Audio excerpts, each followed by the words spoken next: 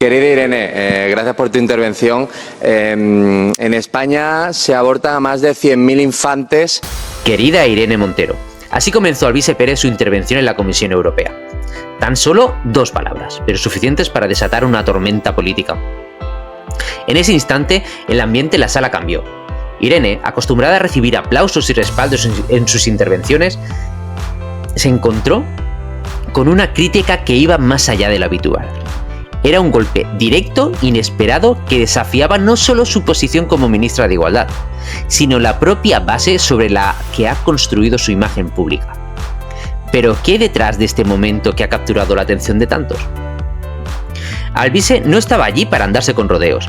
Con esas palabras buscaba algo más profundo que una simple provocación. Y es que, en ese instante, muchos sintieron que finalmente alguien se atrevía a decir lo que tantos piensan. Querida. ¿Cómo puede esa palabra tan común y aparentemente inocente tener tal peso?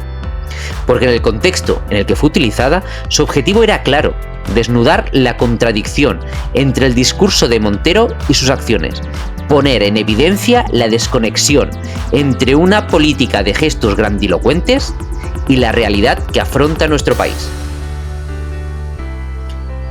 Este episodio, más allá de su anécdota, toca una fibra que muchos sienten: la desconexión entre una élite política y los ciudadanos. La ministra de Igualdad ha sido una figura polarizante desde que asumió el cargo, y ahora este momento en la Comisión Europea ha servido como un catalizador para el debate que llevaba tiempo gestándose. ¿Qué ha hecho Irene Montero por la igualdad real en España? ¿Y qué impacto ha tenido sus políticas en la vida de las personas? Lo que sucedió con Alvise no es simplemente una confrontación personal, es una manifestación de una frustración colectiva. ¿Cuántos están cansados de las políticas que parecen más enfocadas a los titulares y las redes sociales que los resultados tangibles? ¿Cuántos ven en Montero una figura más preocupada por su imagen que por los problemas reales que afectan a los ciudadanos? Más de uno, ya os lo digo yo. La llamada de querida fue la chispa, pero el fuego que alimenta esta discusión tiene raíces mucho más profundas. Ahora bien, ¿qué podemos aprender de todo esto? En primer lugar, que la política, más que nunca, se está jugando en el terreno de la percepción. Y en ese terreno, Alvise ha demostrado ser un maestro. En su intervención no solo atacó a Montero, sino que se colocó como la voz de aquellos que se sienten ignorados, de aquellos que creen que las políticas actuales no los representan. Y ahí es donde entra en juego el verdadero poder de este momento: la capacidad de conectar con una audiencia que se siente cada vez más desencantada. A continuación, verás un análisis más profundo sobre cómo la intervención de Alvise ha desatado un debate en torno a la figura de Irene Montero y las políticas que ha impulsado. Pero antes de que veas el vídeo, quiero hacerte una pregunta. ¿Alguna vez has sentido que quienes están en el poder se olvidan de las personas a las que representan? Si te has sentido así, este es el momento de alzar la voz. Te invito a suscribirte a mi canal, porque aquí no nos callamos. Aquí analizamos, discutimos y revelamos lo que muchos no quieren que sepas. Y si te has suscrito, déjanos tu opinión en los comentarios. ¿Qué piensas de lo que acabamos de contar? ¿Crees que la política en España necesita un cambio? Estamos aquí para escuchar tu voz. La llama querida, sí. No es solo una provocación aislada. Representa una forma de denunciar el doble discurso de aquellos que pretenden dictar lecciones de moralidad mientras ignoran las verdaderas consecuencias de sus decisiones. Pero, ¿qué sucede cuando analizamos más de cerca las políticas de Montero? Lo que Alvise Pérez hizo fue más que una simple crítica, fue un recordatorio de los errores que su gestión ha acumulado y cómo estos han afectado a miles de ciudadanos. La ley del solo sí es sí, una de las mayores banderas de Montero, es un claro ejemplo de cómo una política mal diseñada puede tener consecuencias devastadoras. con más de 100 agresores sexuales liberados y una sociedad cada vez más indignada. ¿Cómo es posible que aún se mantenga en su puesto? Es como la pregunta que Alvise dejó en el aire y que millones de españoles se hacen a diario. ¿Cómo hemos llegado hasta aquí?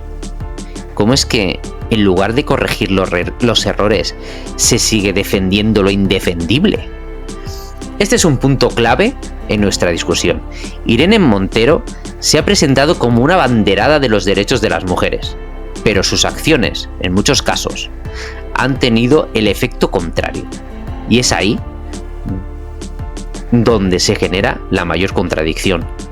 ¿Cómo puede alguien que se proclama defensor de los derechos humanos permitir que cientos de agresores sexuales se beneficien de una ley mal redactada?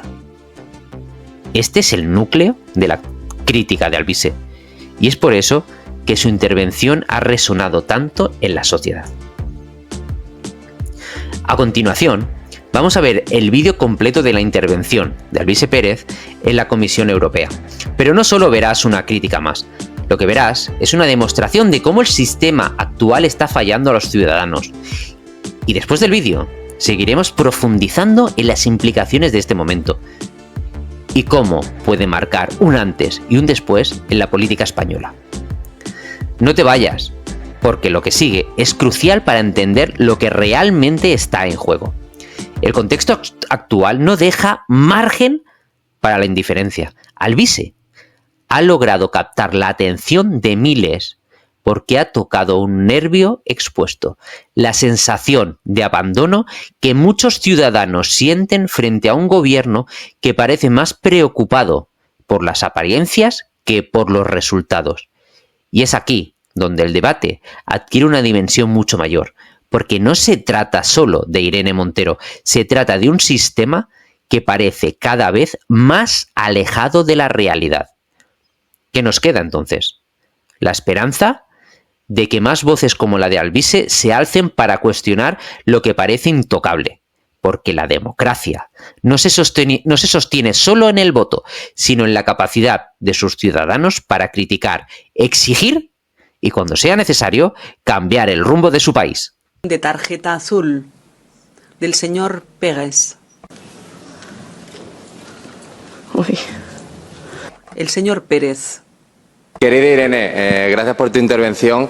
En España se abortan a más de 100.000 infantes al año, teniendo en cuenta ya no la parte moral que la compañera de Vox ha definido perfectamente, sino sobre todo la parte económica. Tenemos un sistema de pensiones absolutamente quebrado y necesitamos un cierto nivel de maternidad para poder financiar este sistema.